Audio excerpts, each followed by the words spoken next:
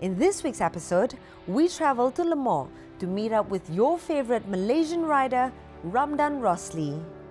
Hey guys, join me right here at LaMore to talk to none other than your favorite rider, Ramdan Rosley, and his new team in the Spanish Championship. And if you're a huge fan of Deutsche Tourenwagen Masters, that's coming up next. Guys, you won't believe it, but I just hitched a ride from Ralf Schumacher himself, so join me in Nürburgring Street Circuit right here in Nuremberg, Germany. I get to talk to some of the drivers from the Mercedes DTM Team. I'm Darren Lee, and this is Motorsports at PETRONAS.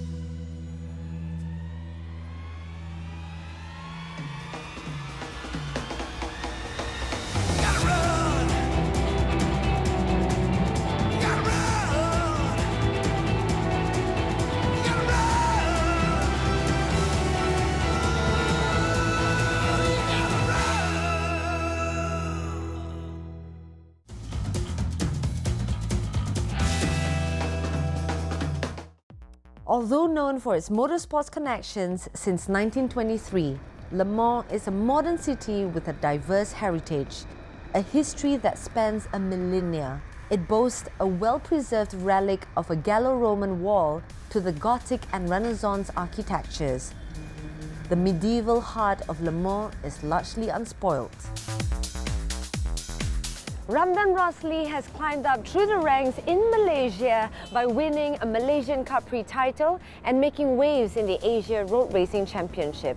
It's only a matter of time before he competes on the world stage, and that time is now.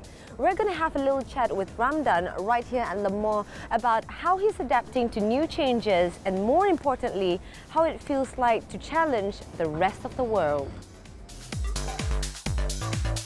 Hi Ramdan, I know you had a long day on track, tired, and you did really well on track, so it's nice for you to spend some time with us over dinner. So while we're enjoying dinner, let's have a little chat about your career so far, okay? Okay. Is this okay for your diet? Oh, it's okay. Just a little bit. Okay, once in a while. So you're based in Barcelona now, right? How do you find living on your own so far? And I know that you're close to your younger brother and sister. Is it difficult being away from them? Yeah, for me it's a little bit difficult, but life without the family. But this is motorsport, this is race. For me it's normal without the family, and I try to survive alone to find any food and survive all friends and also. You won't starve without your family. But I guess this is just some of the sacrifices that you have to do, and as a professional rider. So good on you so far. And I know that you've been waiting for this opportunity. How does it feel like to finally compete in the Spanish Championship? And did you know that your idol, your idol, Jorge Lorenzo, also competed in CEV Repsol before MotoGP? Yeah, I know. Jorge Lorenzo also raced in CEV, Spanish Championship, and I think this is good to find our best rider in Spanish Championship and good experience. So I think I joined this race is a little bit more better for me. So what have you learned about yourself so far as a rider since competing and racing with riders of international standards in CEV?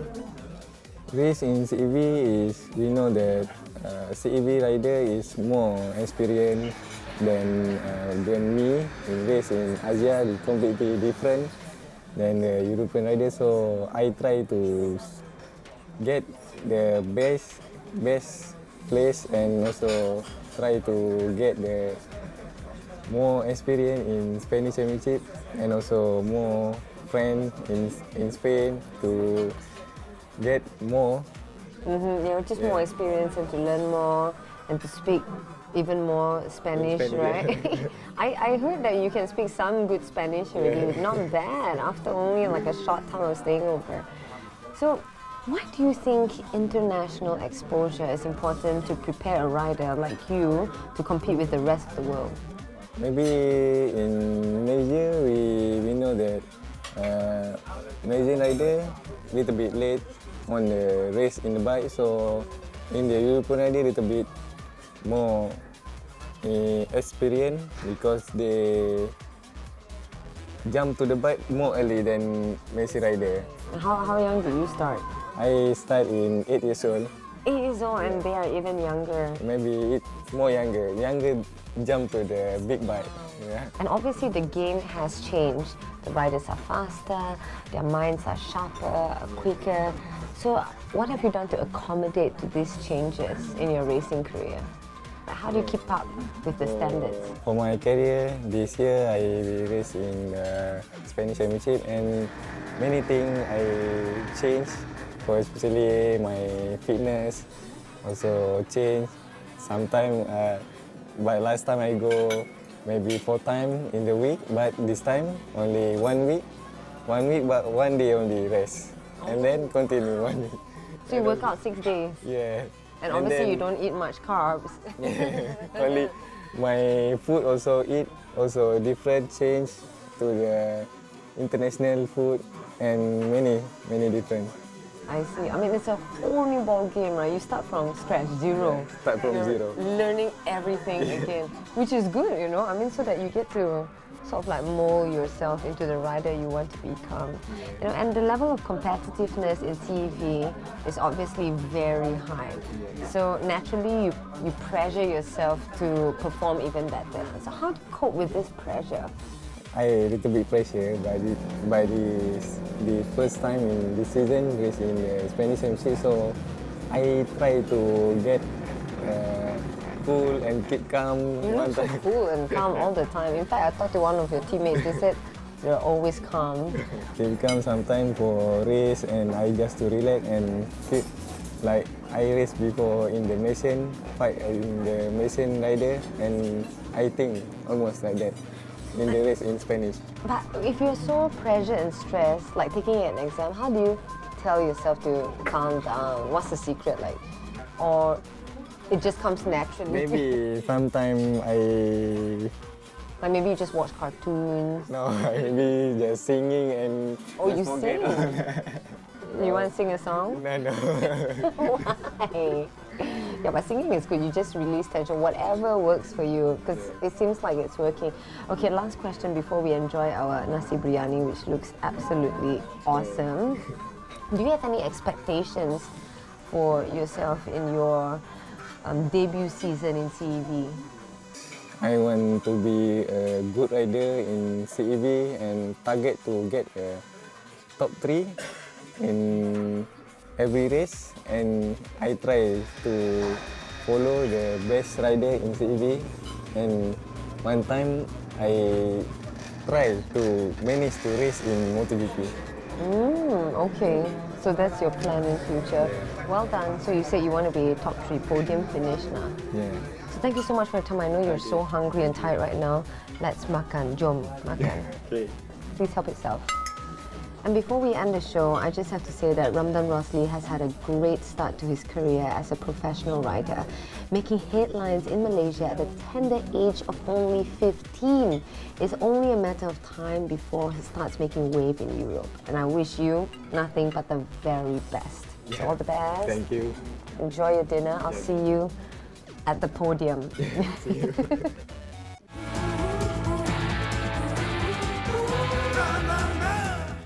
Hi, my name is Roberto Peirano. I'm the responsible for mechanical testing. Here we are in the chassis dyno area. Did you know that with the vehicle installed on the roller it's possible to simulate the resistance force as on vehicle running on the road, real road, by means of road load parameter, and that exists a specific procedure to reproduce it.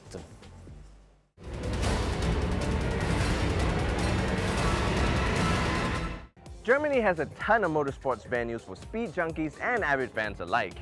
There's Nürburgring, the Eurospeedway Lausitz, the Hockenheimring, and even the Motorsports Arena Oschersleben. But once a year, rain or shine, fans from all over Germany come to the state of Bavaria to watch the Deutsche Tourenwagen Masters resume right here in Norrisring. And I have to say that this is probably the most historical and surreal motorsports venue because the Nuremberg rallies took place right here. The first race was organized on May 18, 1947, a motorcycling event which had a turnout of more than 60,000 spectators. Different configurations were used in the early days of racing at Norrisring, including a figure-8 layout. Now, the street circuit might look simple at first glance, but the 2.3 kilometers racing track is short and fast, with wide straights leading to tight hairpins and raced anti-clockwise. I've been told it demands quite a lot from the drivers, a great combination for an exciting race weekend. Most of the DTM drivers would have had their start racing in a single-seater car, but now to compete in the Touring Car Championship, it's a whole new ballgame. There are 7 drivers in the Mercedes-Benz team, 2 of whom were former F1 drivers. I get to speak to 3 of them about the campaign so far, and of course, the main machine they'll be driving. Vitaly, it's so good to have you here with us. Thank you so much for joining us. No problem. First up, you have had 57 starts in your F1 career, so obviously this driving style has to switch when you come to the Touring Championship. How has that been for you so far? It was not easy. You know, first day of my testing in DTM was quite difficult, so first hours I didn't understand what to do, but actually now I'm quite comfortable. I know what to do, and you know, I'm just enjoying the DTM. All right. Well, speaking of switching, what do you think of the new car, and how do you feel with the DTM Mercedes AMG C Coupe? How does that feel with the new car? A lot of drivers saying it takes a little time to adjust. It's quite sensitive, you know, sometimes you change a little bit in the car and cars change completely, so you need to be really careful or thinking what you would like to change in the car. So it's really like sensitive, and sometimes, to be honest, we prefer not to touch the car and just go for qualifying like it is. Right, like it's back in the day, Yeah. just go for it. Yes. Well, you know, you are the first Russian driver in the F1 and now at the DTM. How does that make you feel? Do you think that you have that sense of pride that you want to show everybody that someone from Russia can also push through, you know?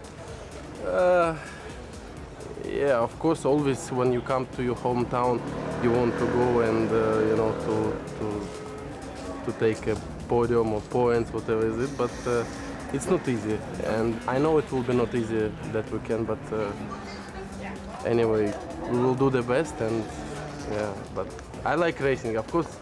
I think all the drivers very happy when they came back in his O1 Grand Prix, like Lewis Hamilton, Jenson Button in the UK, because they really feel a little, not a little, a big support from the fans.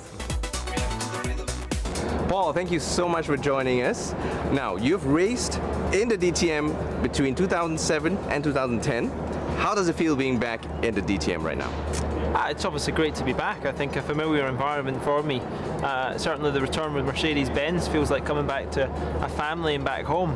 But I had 3, fantastic years away doing Formula 1, learning new things. But the challenge has been extremely hard since I come back to try and get a performance to the level of what BMW and Audi are doing at the moment. But it's a lot of commitment, it's a lot of fun, but equally we need to be professional and have the passion to drive forward, because this is a championship winning team, and I hope I can bring it back to Mercedes from 2010. Now, you were part of the Mercedes Young Drivers Development Program.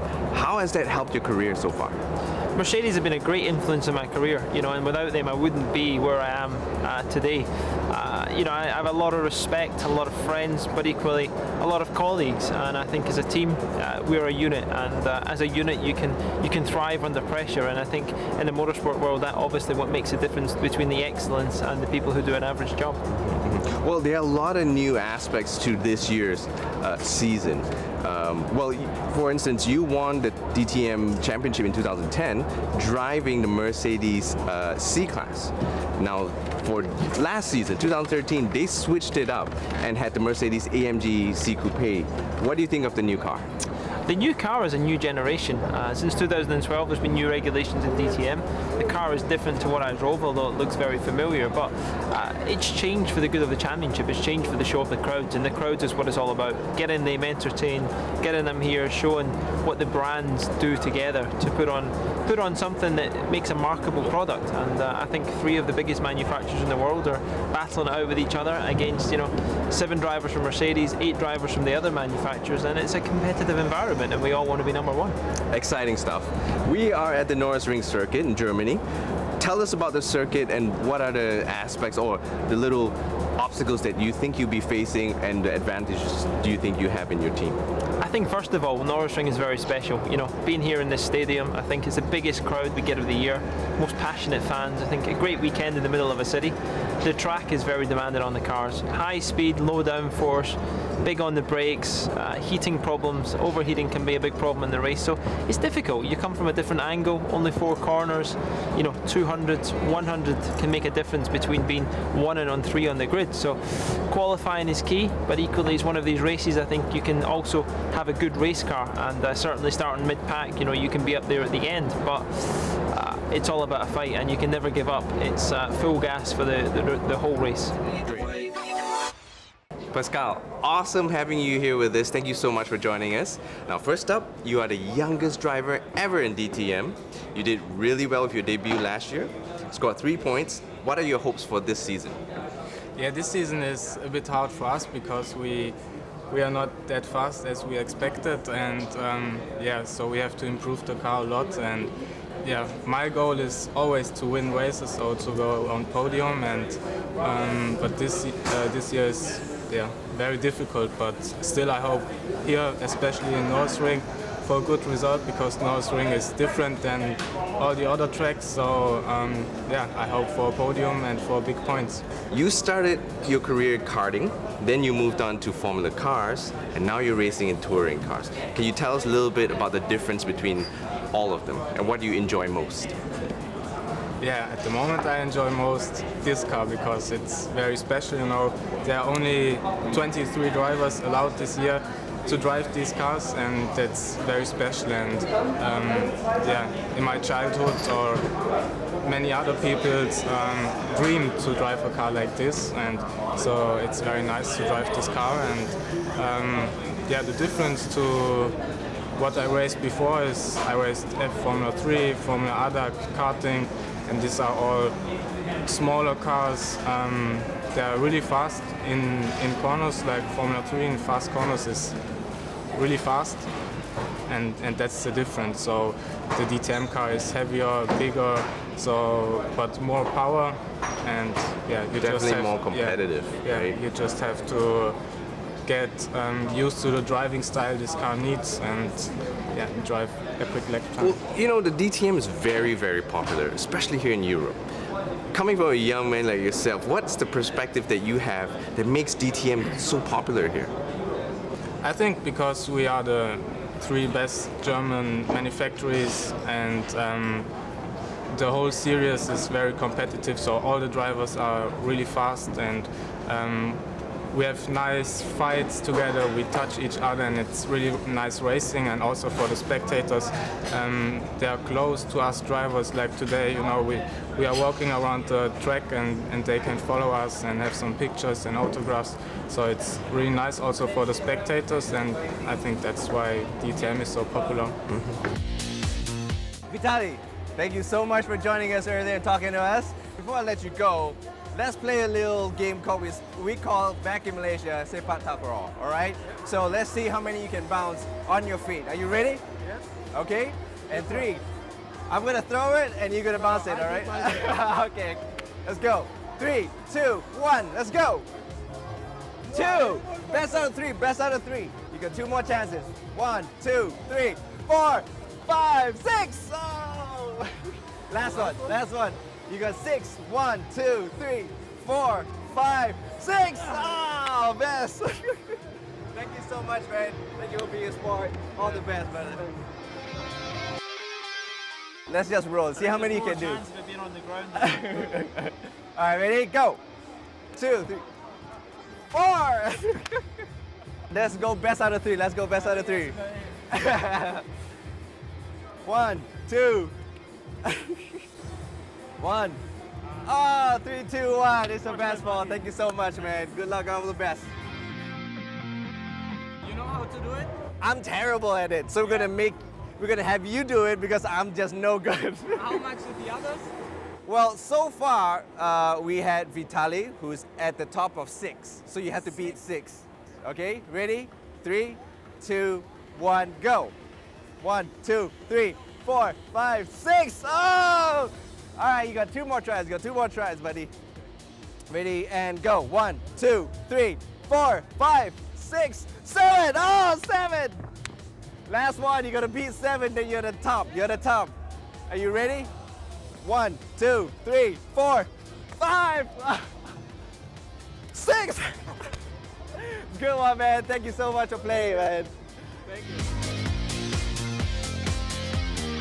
The Dolce Touring Wagon Masters is the creme de la creme of the touring car championships. The who's who of the racing fraternity have made their way through its doors, and we're pretty sure that future champions will make their way here too. It separates the men from the boys and the gentlemen from the hooligans. Don't forget to log on to www.patmos.com.my for all the information about your favorite teams, drivers, and race results. I'm Darren Lee. Thank you so much for joining me right here on Motorsports at PETRONAS. To find out more about how it's like to, who knows? Hockenheim Ring, and also the Motorsports Arena in where? So what do you think of the new Mercedes DTM? Sorry, my bad. We filmed 16 hours, I haven't slept. Okay.